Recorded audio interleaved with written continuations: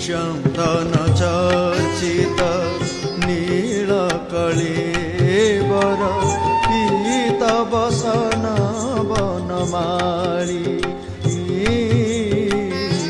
चंदन चर्चित नील कळेवर पीत बसन वनमाळी केली चलन मणि कुंडल मंडित केली चलन मणि